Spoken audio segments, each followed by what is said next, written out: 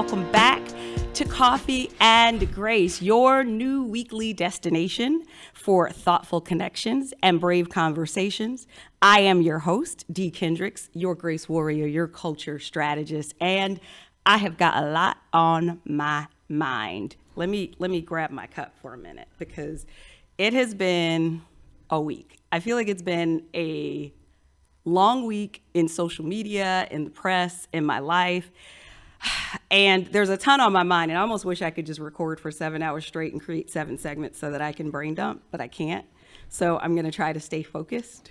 So what's on my mind today is our topic, and that is the topic of grace and marriage.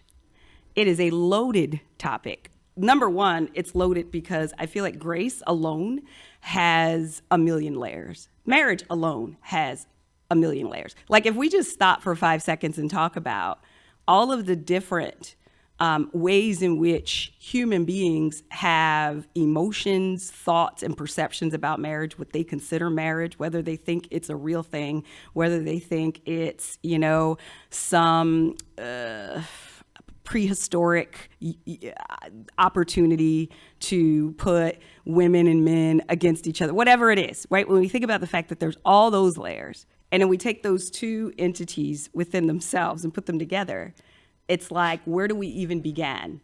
And so you can imagine, as I'm sitting at home in my head, often as I am, I have a million questions about grace in marriage and where it fits for people and how it fits even for the person that I live with. And is it different for husbands than it is wives? Is it different for wives to wives or husbands to husbands?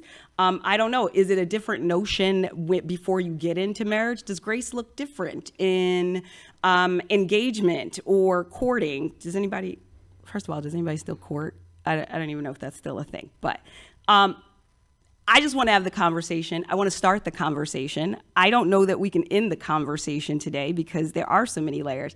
And I thought, what better way to kick off this conversation with you, our friends, than inviting my favorite grace giver, my daily partner in grace, my husband, to the coffee table. Hello and welcome, Mr. Ossie Kendrix Jr. Hello. How are you today? I'm doing well. How are you? I'm good. Like we didn't have this conversation on the way here. Right. Well, I mean, we didn't have a full conversation. Like, there's nothing rehearsed about this because our lives aren't even set up for it to be that organized. Right. But we did talk about the fact that we wanted to talk about grace and marriage. Yep. And you were gracious enough to accept the invite to the coffee table. Which reminds me, when I think about the coffee table in the Coffee and Grace zone, it reminds me very much of our lives in our home, where there's really not anyone and any thought that's not welcomed as long as it's done in truth and in grace and respect to anyone who we invite. We don't like people to feel uncomfortable, but it is a brave conversation. So number one, before I dig in, I feel like I should maybe slow down and give people a little bit of backstory on us. We don't have time for the whole story, y'all, okay? Because we could be here. It would be an anthology if I gave the whole story. So we're gonna give you rapid fire background on us, and stay tuned, because trust me, like I said in the first episode, if you show up every week, you will find out my life story. And for those who don't know, he is a huge part of my life. Some would say you're everything to me. I am everything. And Mr. Right on my cup. Okay. So about Ossie, and so the O&D story. So first of all, in short, we met in 2015. Yep. We met at the top of 2015. Yep. And we started dating by the end of 2015. You always dispute that, but it was February 2015. No, that's right. Okay. Just a few days before my birthday. That's right. I was God's birthday gift to you. Just wrapped up in the flesh. We started dating by the end of 2015. Yep. And we had this whirlwind romance. You swept me off my feet. Did that for like a year or so, right? Yes. Those of you who are watching, you could see us on the beaches of Puerto Rico. Wait till you show up for that story. And then there was a sabbatical. We took some time off.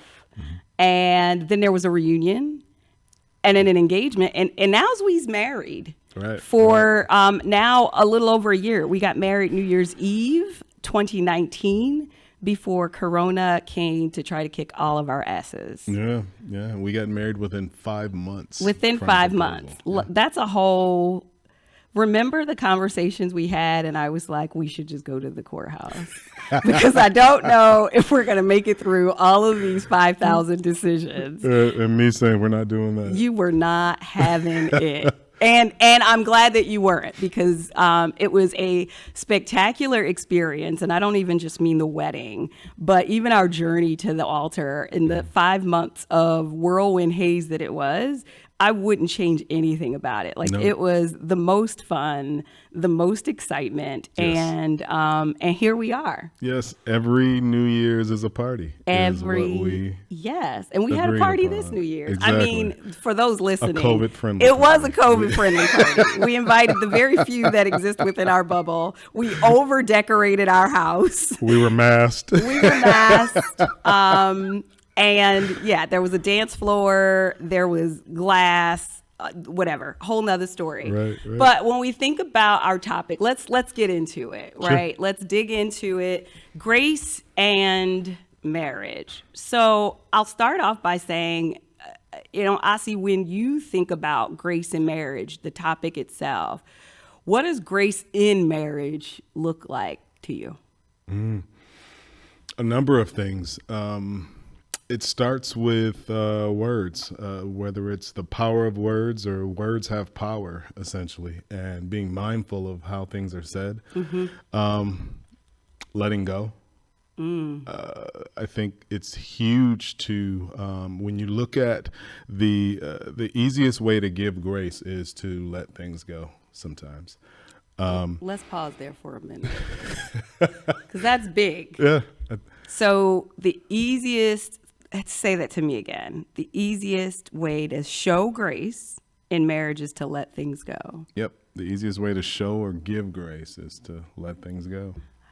I think when you look at, words have power, and they do. Sometimes, all the time, being conscious of how things are said, and understanding how things can be perceived and being open to having that conversation, and essentially letting go of the way things are said or the way you interpret things at times. At least for me, that's important when you look at grace in marriage. So does the letting go allow you to give grace to the other person, or are you showing grace to yourself by letting it go? I think there's a mix of both. That there's times when you need to give grace and always assume the best. Yeah.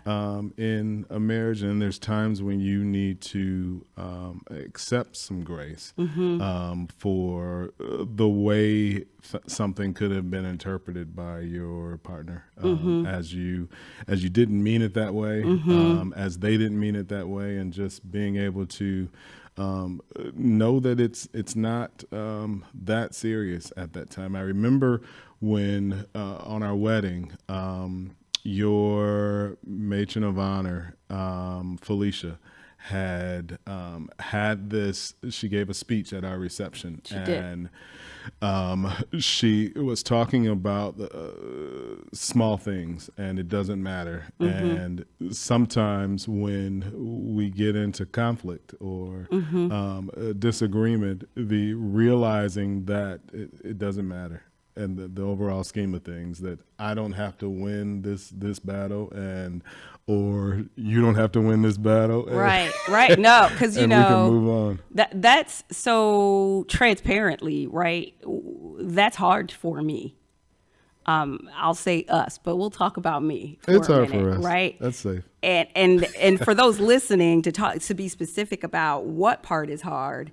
I think all of it, right? I think number one, so I'll start from the end and then work my way back. Because in the moment when you have misperceived or misinterpreted, it's really hard to get out of your own head and emotions, even to see that this is small, because all of it reminds me of, I don't know, some story I heard. You know, I'm always hearing some story, some analogy or something. And I won't tell the whole story, but there was this notion where this kid was being bullied. And here I am telling the story.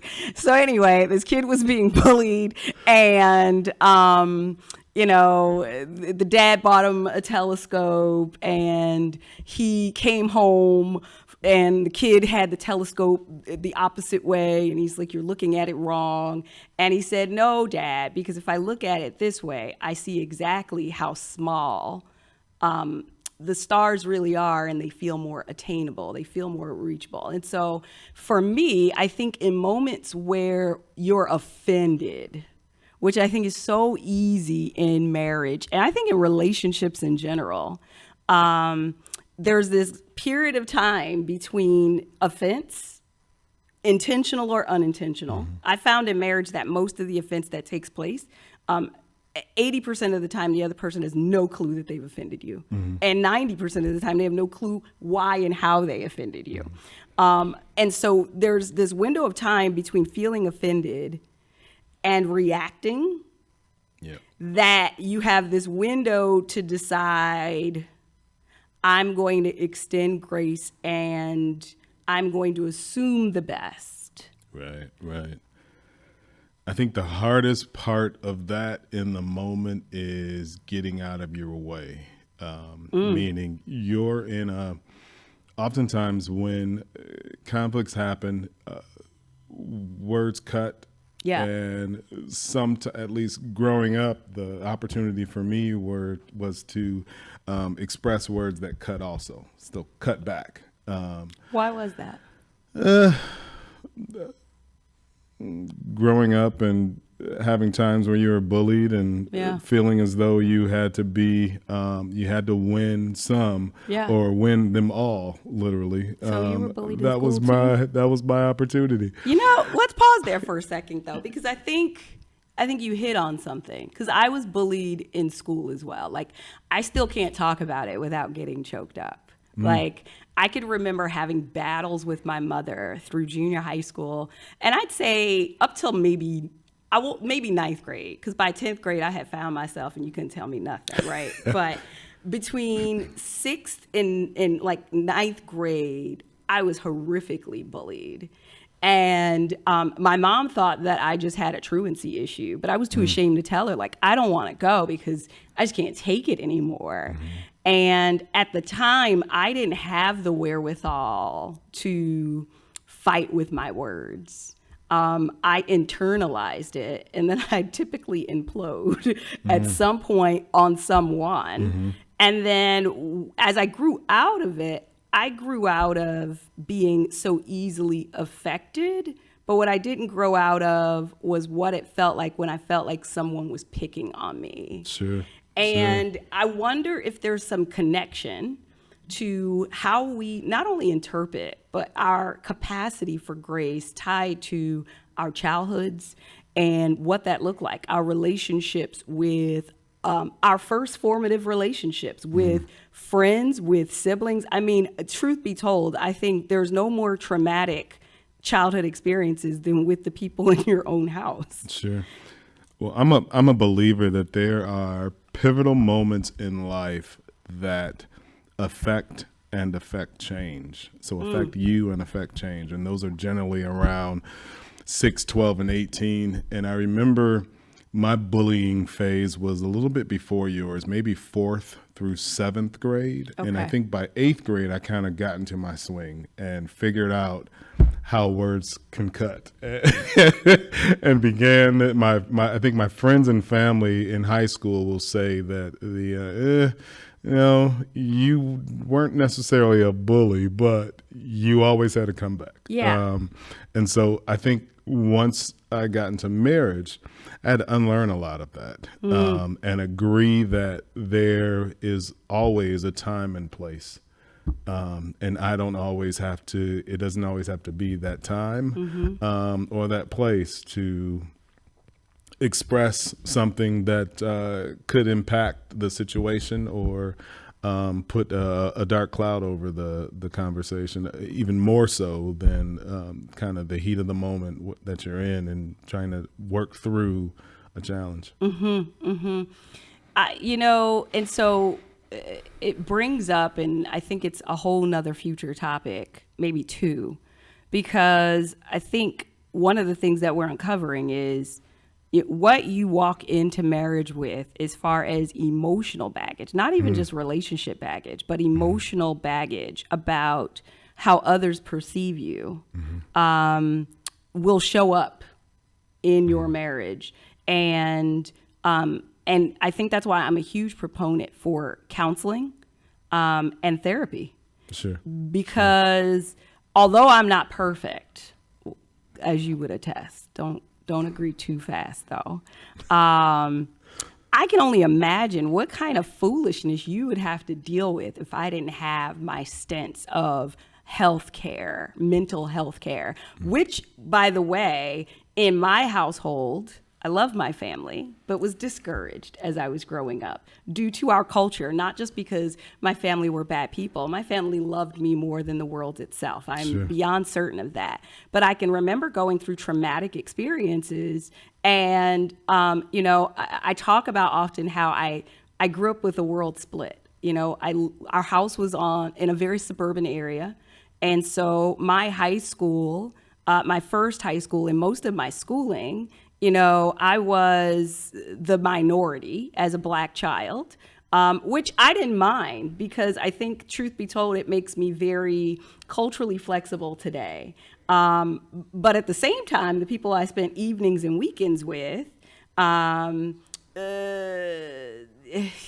would say it was church. It was Black church, if I be even more specific. Sure. And we were raised that God and Jesus cures all. And for those listening, I'm going to be super clear and say I am a believer, right? I'm a believer in Jesus Christ. That hasn't changed.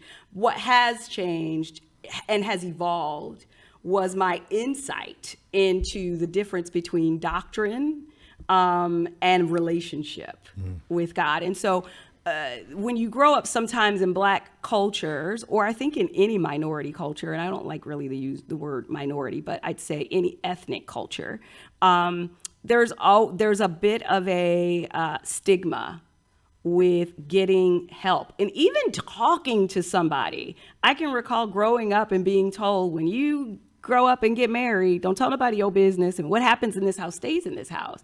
And so I wonder, right, how much of that really lends to the divorce rate that we have in the U.S., the divorce rate and marriage rate and single family home rate that we have within our communities. And I know I've taken this literally 3 countries further than we started the topic, but I think okay. It's interesting because if we bring it back home, when I think about when we have a fight, right?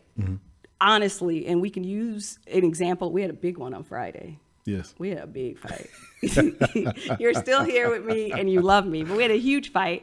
When I think about, because I think this is where, for those of us who aren't yet well able to exhibit grace to prevent arguments, because let's be honest, that's not going to happen, and I think practice takes perfect. Right. I'd love to leave the people with, for folks who are listening, let's say it happens. Let's say they didn't choose the right words. Let's say they didn't choose to perceive the best, and that, what's the word I'm thinking about? That it's small, and now they're in this fight. Mm-hmm.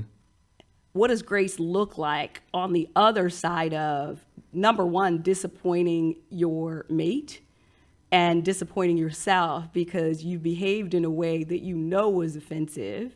What then? Because I think what happens sometimes is people don't know how to find their way back. Sure. So what can we leave people with on this topic to say, listen, if you missed perfection, if you missed getting it right and find yourself in a very tense moment with your spouse, it's not too late for grace. But how do they exhibit that? You know, for me, and I think for us, is to constantly remind yourself in that moment, as difficult as it may be, those times when those happy times, those good times, whatever the two of you have that's your thing, to bring that up at that time, and think about that, and then to put that in perspective with where you're at at that moment, and say, is it really matter? And how can we move on from here? And understanding that it's not going to be clear. But what it does do is kind of get you to the point of letting some things go at that moment. At least for me, letting some things go at that moment and saying, yeah, I got this issue going on right now.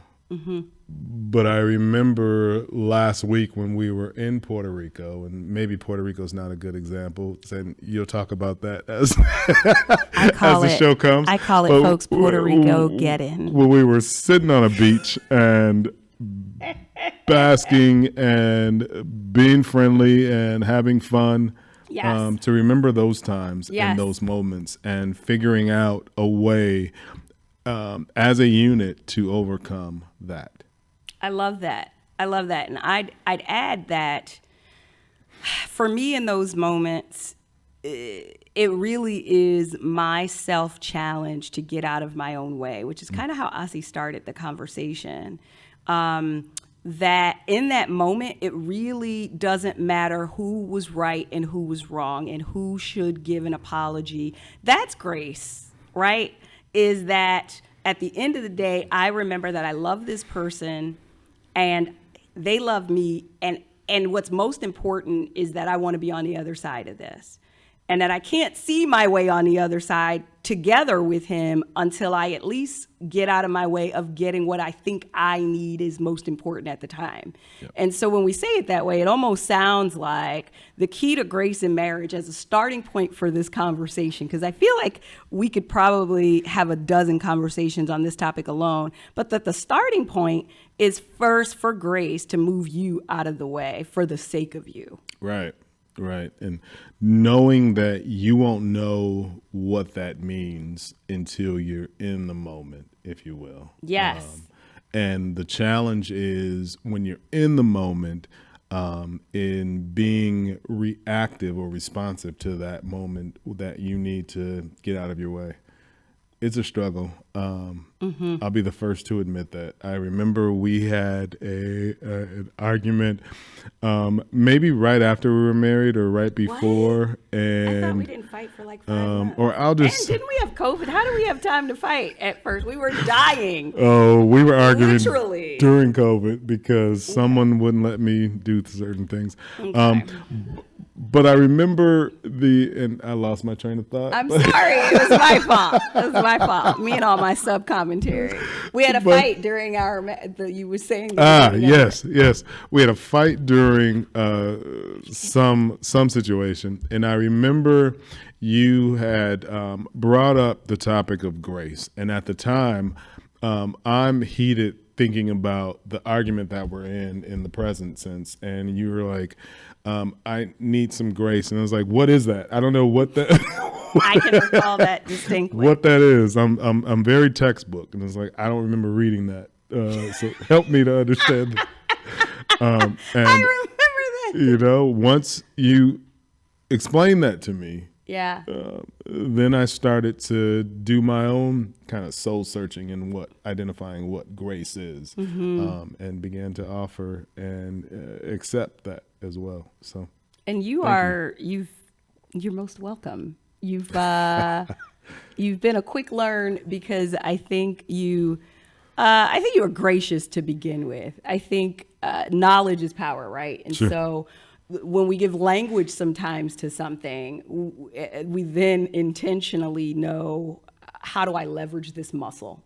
So I think all I did was introduce you to the name of the muscle that you had been working on without knowing what it was. And I think that you are extremely gracious. I think this marriage, because I know all people see us is on social media and they'll see us here. And we love out loud.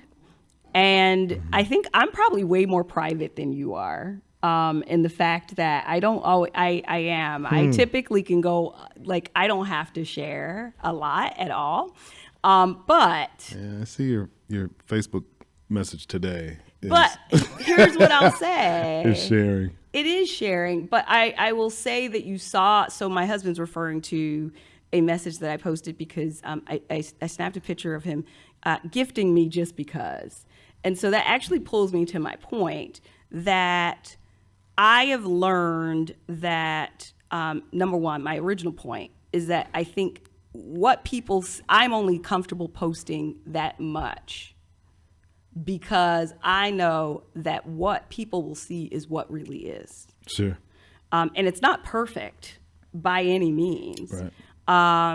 But I think that there's so much that is displayed in our faces on a daily basis that why not love out loud? And that we don't share to be braggadocious. But there is someone out there, truth be told, who doesn't know what to do. They don't know what to call that muscle. And so I'm excited that we are, starting this conversation. And in fact, we're going to keep you around for a little more conversation. Because we're shifting segments a bit. All right. And we won't let Grace and Marriage go just a little bit, but I do want to talk to our viewers and introduce them to a new weekly segment that's called Fresh Brew.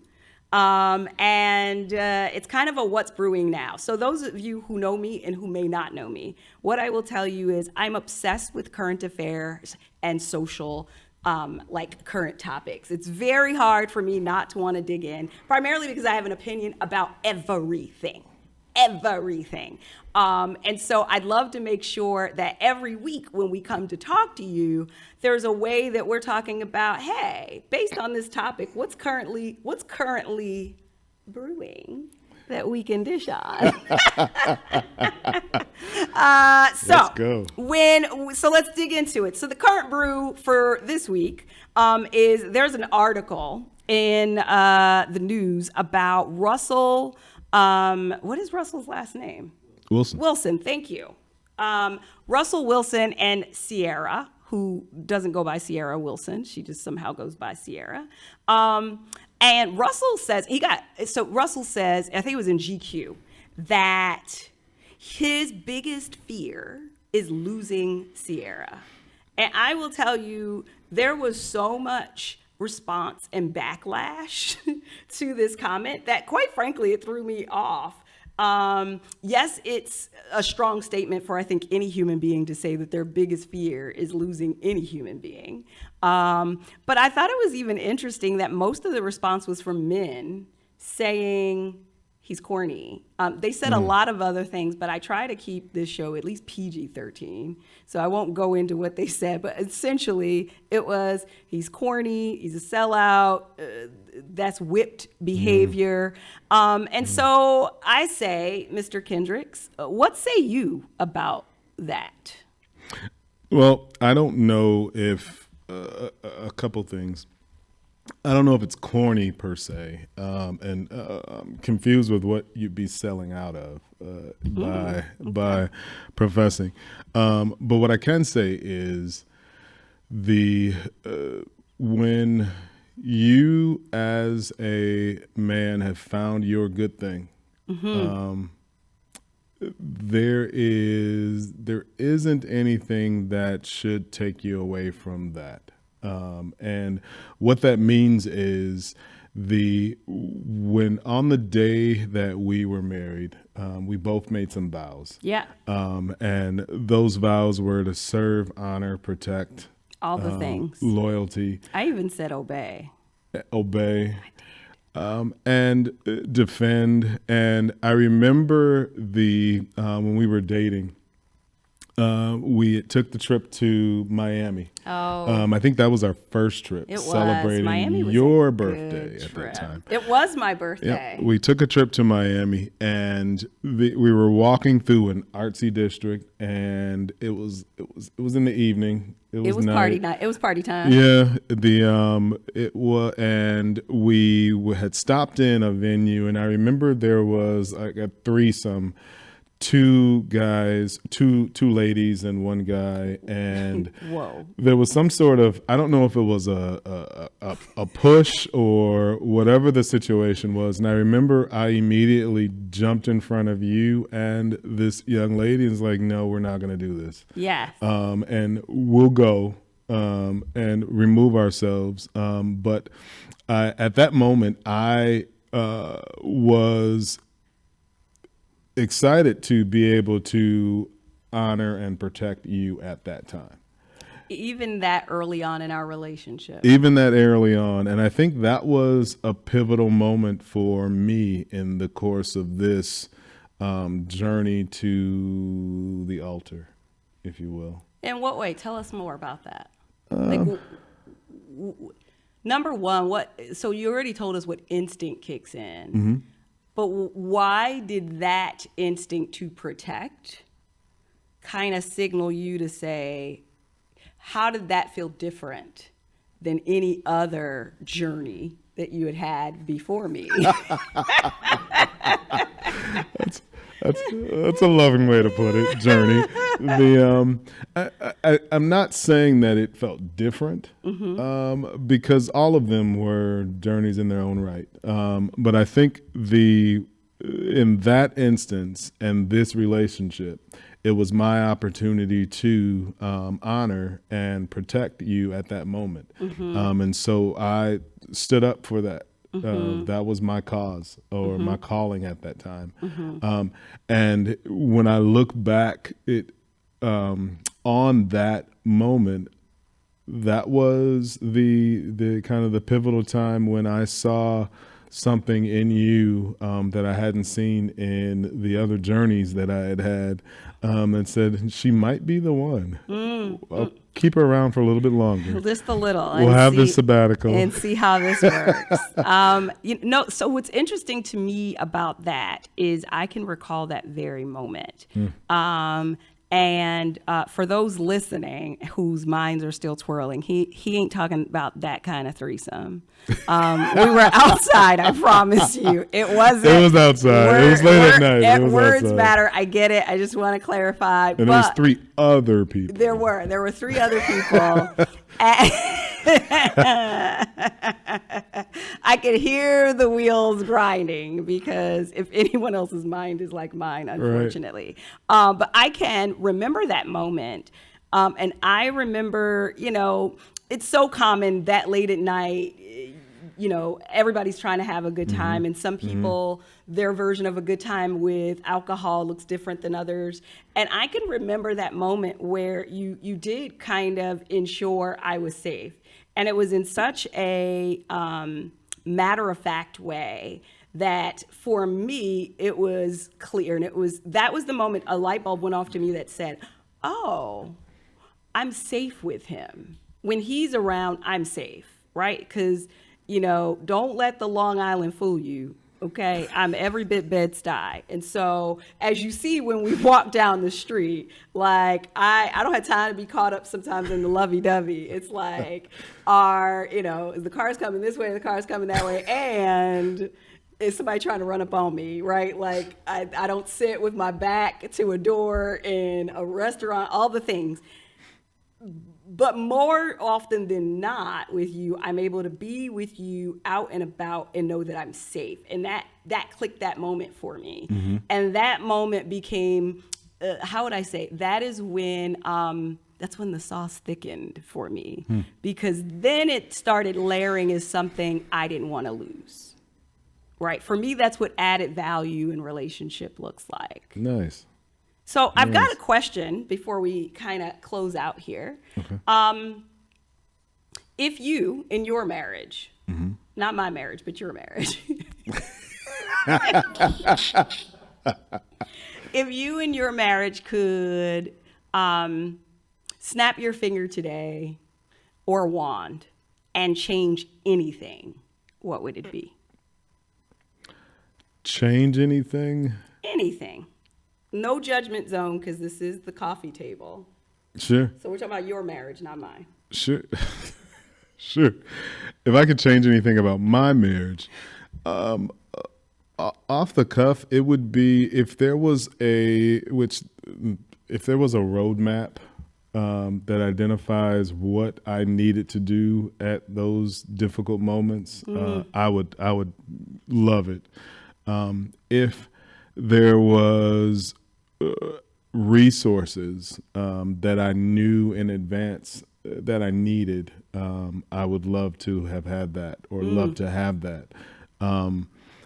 When I read what Russell had said in the interview, one of the things I haven't shared with you is that I think there's often times that at least I'm scared about what the future holds, for fear of losing or fear of something happening to what we have, meaning one of us falls ill, and how do we overcome that? And so if there was one thing I could change, it would be just to simply have a crystal ball accessible that I could know that we'll be okay for the next 50 years, because I've got 50 more years in me.